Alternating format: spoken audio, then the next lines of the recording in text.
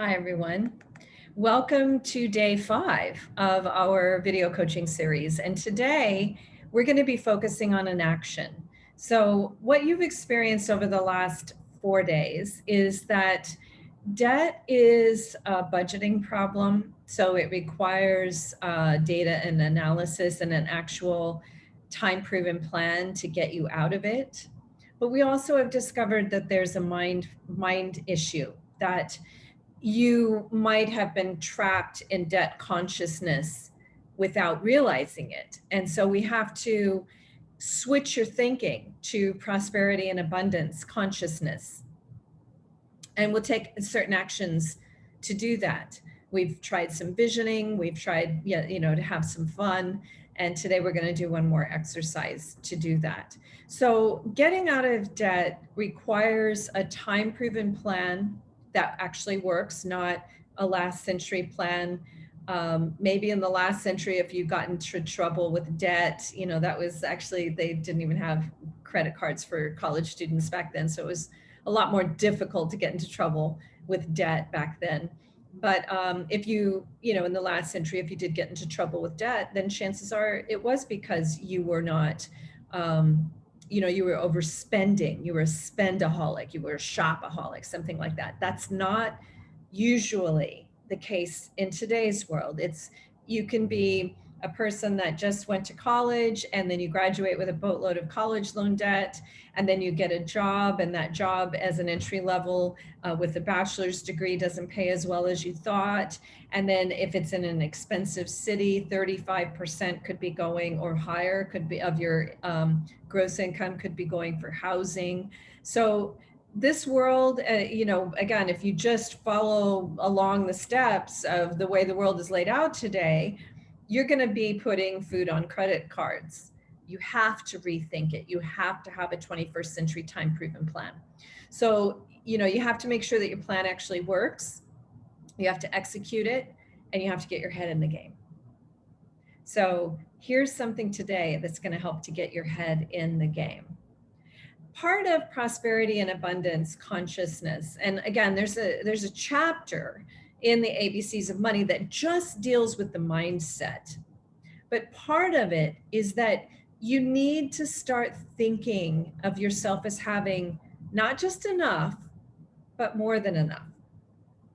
That doesn't mean that I want you to overgive, because that's a problem too. People that overgive are going to deplete themselves, and you're going to resent it. And that's not giving. Giving is from no expectation of any reward to you. You giving because what your reward is helping that person and seeing them be helped.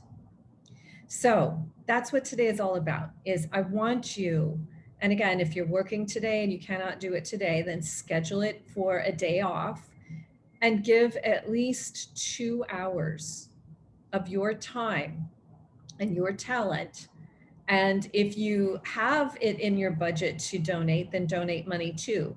If you are severely in debt and you have never started your own retirement accounts, or you've only done a little bit in your 401k, and you're just starting on this process, then write a smaller check. I would still write a check, like at least $11, just something, but have the real thing be your time.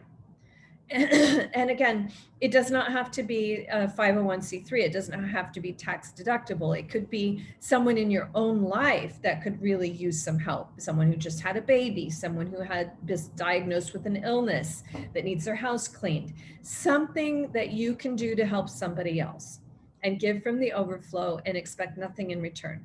You're always going to get back more than you expect. Now, one thing I will tell you is that charity has been my ticket, a big part of my ticket to dream come true living. So, all those women that wanted me to teach them about investing, I met them by doing a fundraiser for my son's school when he was in kindergarten. And now my new passion project, which is sustainability, I get to meet, people around the world and stay in these unbelievable places because that's my job. But it's my passion project job.